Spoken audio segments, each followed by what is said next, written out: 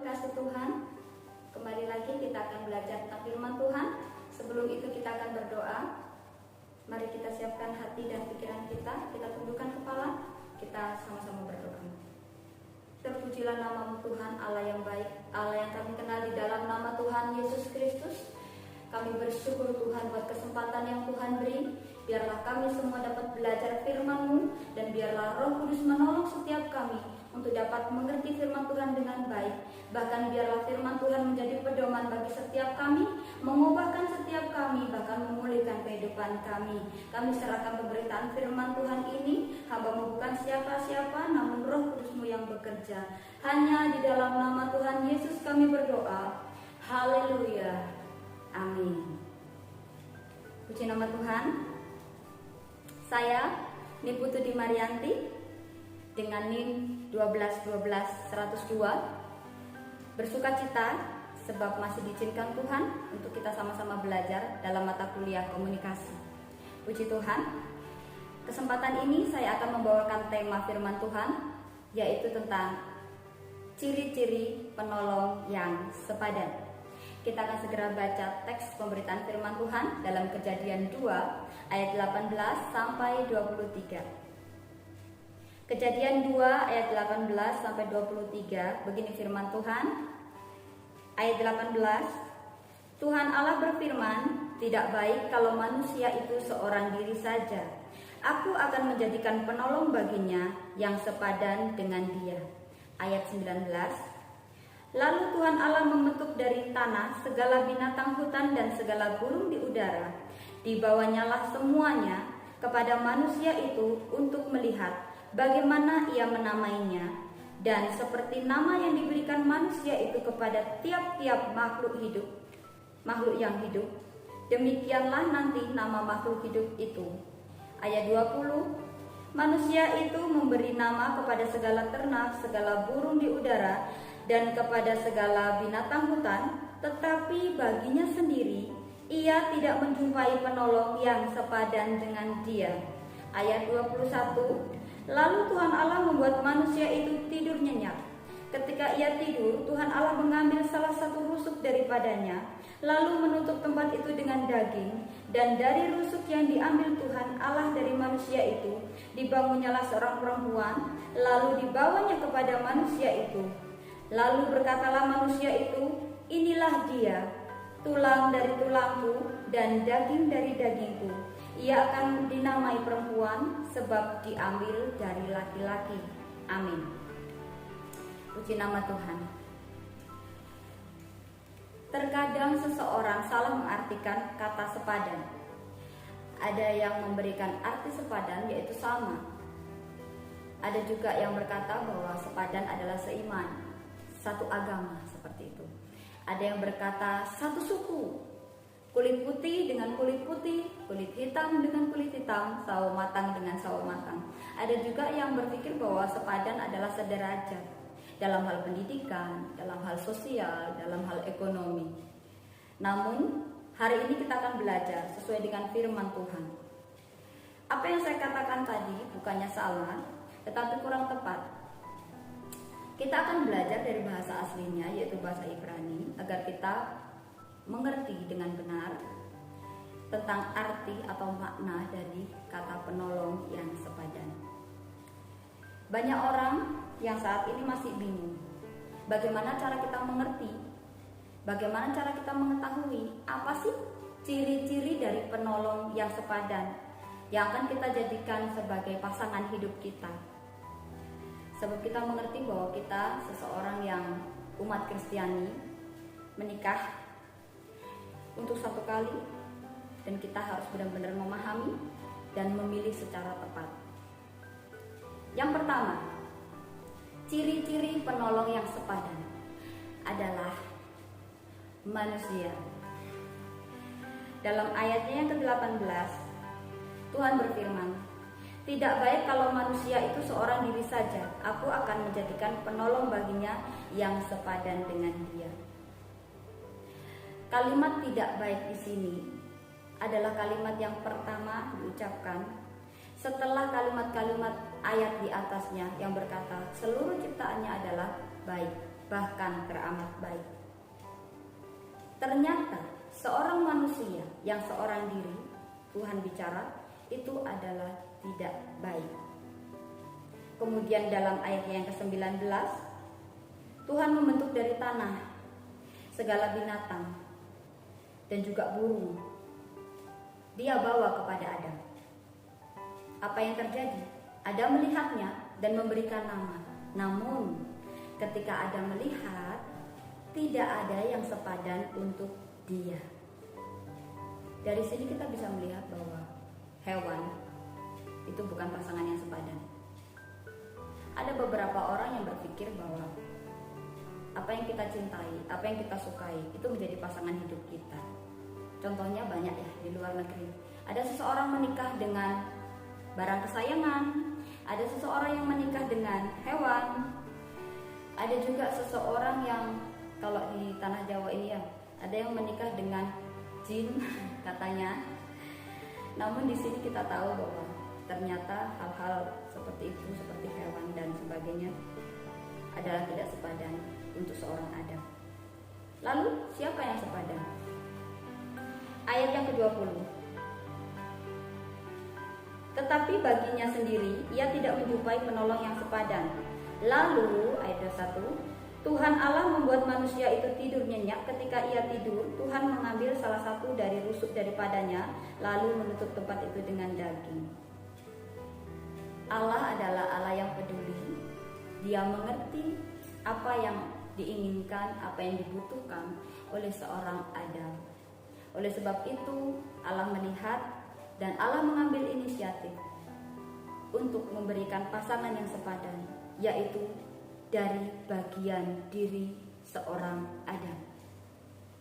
Allah tidak menciptakan kembali dari tanah atau dari yang lain, tetapi mengambil bagian dari Adam untuk diberikan kembali kepadanya. Dari sini kita tahu bahwa Adam diciptakan dari tanah, ada pada pasal sebelumnya. Kemudian Hawa diciptakan dari tulang rusuk Adam. Artinya tidak sama, bahan mereka tidak sama. Tidak ada laki-laki dan perempuan yang sama persis dalam hal sifat, dalam hal keinginan dan sebagainya. Mereka diciptakan unik, tetapi untuk menjadi satu. Seorang yang menginginkan pasangan yang sama akan terjadi penyimpangan. Seperti laki-laki dengan laki-laki, perempuan dengan perempuan, itu bukan pasangan yang dari Tuhan. Manusia yang saya maksud di sini adalah laki-laki untuk perempuan dan perempuan untuk laki-laki. Kenapa harus seperti itu? Karena itulah desain yang Tuhan kasih untuk kita. Mereka berbeda. Oleh karena itulah harus bersatu. Bukan hal yang sama.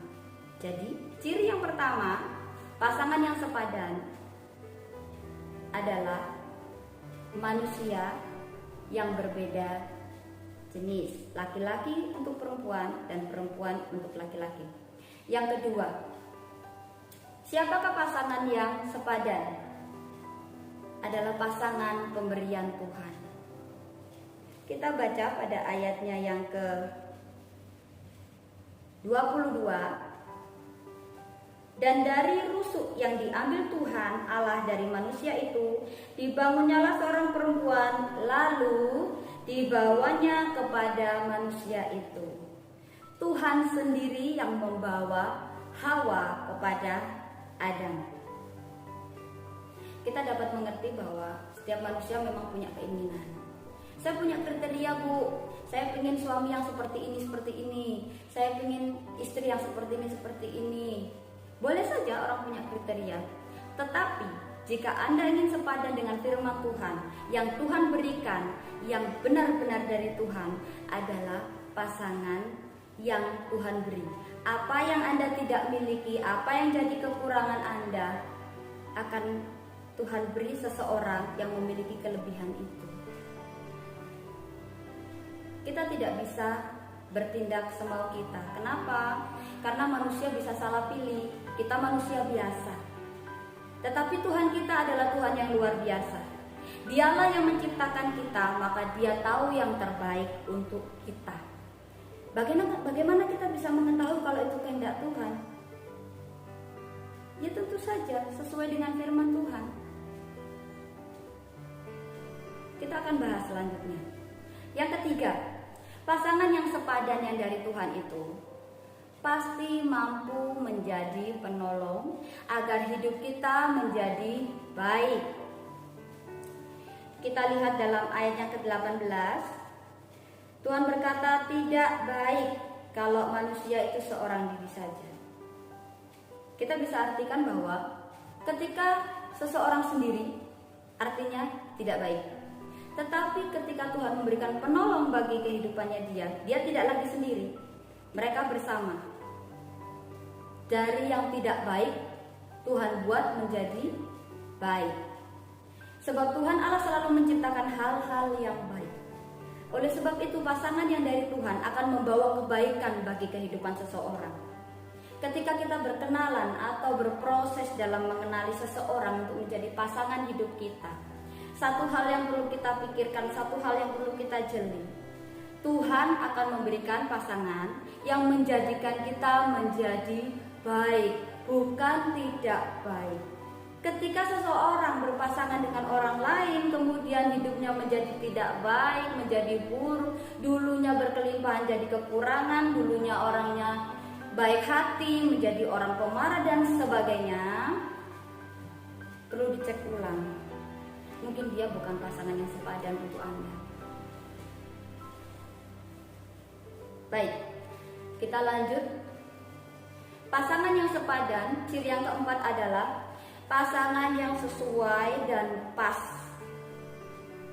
Maksudnya bagaimana?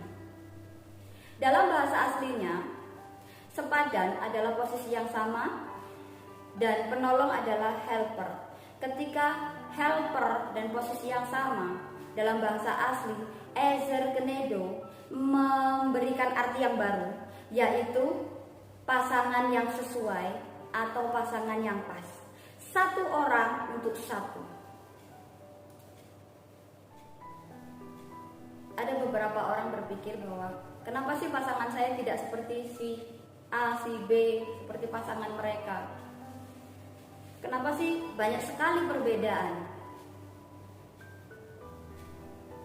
Ya memang betul. Setiap kali seseorang dipasangkan dengan orang lain oleh Tuhan, pasti ada banyak perbedaan. Dan perbedaan itulah yang menjadikan Anda menjadi pasangan, yang menjadikan Anda kuat. Kelemahan Anda adalah kelebihan dia. Kelemahan dia adalah kelebihan Anda, supaya semuanya saling menolong, saling menopang, saling menyesuaikan diri. Saya bisa analogikan dengan sebuah pakaian. Ketika pakaian itu ukurannya pas, itu pasti nyaman. Ketika sepatu ukurannya pas, itu pasti nyaman. Tetapi ketika kita bicara tentang sepatu yang pas, belum tentu langsung nyaman. Kadangkala harus lecet-lecet dulu, karena pasangannya itu baru ya. Segala sesuatunya kan ada prosesnya. Ketika seseorang datang dalam hidup kita, pasti ada penyesuaian. Penyesuaian di dalam Tuhan adalah saling mengerti satu dengan yang lain. Apa yang Tuhan sudah berikan kepada kita pasti yang terbaik. Dan itu yang akan menolong kita. Kita tidak diciptakan menjadi manusia yang sama terus sampai kita meninggal. Oleh sebab itu kita diberikan pasangan agar saling membangun. Ada perubahan sehingga kehidupan kita semakin serupa dengan Kristus. Setiap manusia didesain oleh Tuhan agar menjadi serupa dengan Kristus. Salah satu caranya adalah dengan berpasangan. Ezer kenedo atau pasangan yang sesuai dan pas bisa diartikan seperti seorang perempuan itu seperti co-pilot, co-warrior, atau kalau Zoom biasanya co-host. Jadi begini, ketika salah satu pasangan kita mengalami kesalahan, salah jalur, atau salah mengambil keputusan, maka seorang perempuan yang memiliki posisi yang sama atau kenedo, dia bisa mengambil keputusan untuk mengembalikan keputusan yang salah itu kepada jalan yang benar. Mungkin ini seperti sebuah oposisi dalam partai. Ada banyak sekali argumen yang berbeda. Namun tujuannya adalah membawa pasangan kita kembali kepada kebenaran.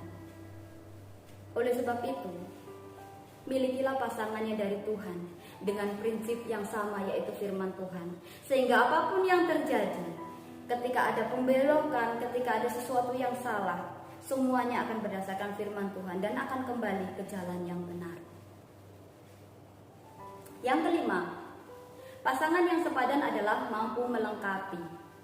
Kita tahu bahwa Adam kehilangan salah satu rusuknya. Dan salah satu rusuknya itu adalah Hawa. Adam tidak lagi lengkap. Adam punya kekurangan. Dan dengan kehadiran Hawa, maka kehidupannya akan menjadi lengkap. Seorang pasangan yang sejati, seorang pasangan yang sepadan, pasangan yang datang dari Tuhan, itu menutupi kekurangan, bukan malah mengumbar aib atau mengumbar kesalahan pasangan kita. Jika di antara kita ada seseorang yang mencoba untuk berhubungan, tetapi dia selalu mengungkit masa lalu, selalu mengungkit kesalahan, dan mengumbar itu di depan orang, maka tidak ada bedanya dengan iblis ya. Jadi dia menekan seseorang, mengingatkan kembali ke kesalahan yang lalu dan sebagainya. Itu bukan pasangan yang sepadan. Sebab dalam ayat yang ke 21b, ketika ia tidur, Tuhan Allah mengambil salah satu rusuk daripadanya lalu menutup tempat itu dengan daging. Tuhan sendiri memberikan contoh yang baik. Ketika ada kekurangan dalam diri Adam, Tuhan menutupnya dengan daging. Tuhan tidak membiarkan begitu saja, supaya semua orang tahu, oh si Adam itu punya kekurangan, hilang loh tulang rusuknya, kan tidak. Tuhan tutup itu. Begitu pula kita, sebagai seorang pasangan, kita harus bisa menutup kekurangan pasangan kita, sehingga pasangan kita menjadi lengkap. Mungkin belum sempurna seperti Kristus, tapi nantinya akan menjadi sempurna. Saling menolong, saling membantu, saling menopang. Itulah gunanya pasangan. Lalu bagaimana ketika kita sudah terlanjur menikah? Kemudian kita melihat ciri-ciri yang sudah saya sebutkan tadi, dan kita berkata bahwa sepertinya itu bukan pasangan yang dari Tuhan. Itu keputusan yang salah mungkin. Tapi ingat, apa yang sudah diberikan kepada kita, janji-janji kita dalam pernikahan, apa yang sudah dipersatukan Tuhan tidak boleh diceraikan oleh manusia. Pasti ada jalan keluar. Ketika seseorang memiliki masalah, jawabannya adalah firman Tuhan. Kembali kepada Tuhan Yesus, kembali kepada firman Tuhan. Ketika semua pasangan, baik laki-laki maupun perempuan, ingin menjadi seperti Yesus, menyerahkan diri kepada otoritas Allah untuk menuntun dia ke jalan kebenaran, mau berusaha menjadi hidup yang lebih baik, sepadanan dengan firman Tuhan, maka orang itu akan menjadi seperti Yesus. Ketika kedua pasangan menjadi seperti Yesus, sudah bisa dipastikan dia akan menjadi sepadan. Ada proses yang mungkin menyakitkan, tetapi menuju kepada kebaikan. Hidup adalah pilihan. Ketika kita memilih kebenaran, salib itu ada dan kita bawa kemanapun kita pergi. Tetapi ketika kita memilih yang nyaman, semau kita, maka kebinasaan yang ada di ujungnya. Saya akan kembali ulangi ciri-ciri dari pasangan yang sepadan. Yang pertama adalah manusia yang berbeda jenis, laki-laki untuk perempuan, perempuan untuk laki-laki. Dan yang kedua, harus pemberian dari Tuhan, minta sama Tuhan, berdoa. Yang ketiga, mampu menolong kita untuk berubah ke arah yang baik. Dan yang keempat adalah pasangan yang sesuai, ezer kenedo, satu orang untuk satu. Dan yang kelima, pasangan yang mampu melengkapi kehidupan kita. Apa yang menjadi kekurangan pasangan kita akan ditutupi oleh seorang pasangan yang sepadan yang dari Tuhan. Puji nama Tuhan. Bersyukur kepada Tuhan, kiranya apa yang saya sampaikan dapat dimengerti dengan baik, dan Roh Kudus yang bekerja untuk menolong kita merubah seluruh kehidupan kita, sehingga kita menjadi anak-anak Tuhan yang bukan hanya mengenal Tuhan, bukan hanya mengerti firman Tuhan, tetapi mampu melaksanakan firman Tuhan, membangun keluarga yang baik, keluarga yang berkenan di hadapan Tuhan, menjadi saksi Kristus dimanapun kita berada, selalu diberkati oleh Tuhan. Terima kasih, kita akan sama-sama berdoa. Terima kasih ya Bapa yang baik, kami bersyukur hamba-Mu penuh dengan kekurangan, namun Roh Kudus kiranya bekerja untuk menolong setiap kami, memberikan pengertian bagi setiap kami yang mendengarkan firman Tuhan, baik hamba-Mu maupun anak-anak-Mu yang mendengarkan firman-Mu. Kami semua rindu bertumbuh di dalam Engkau, rindu diberkati oleh Tuhan, rindu memiliki pasangan yang terbaik yang datangnya dari Tuhan. Terima kasih Tuhan, berkati setiap kami. Hanya di dalam nama Tuhan Yesus kami berdoa. Haleluya. Amin. Puji Tuhan.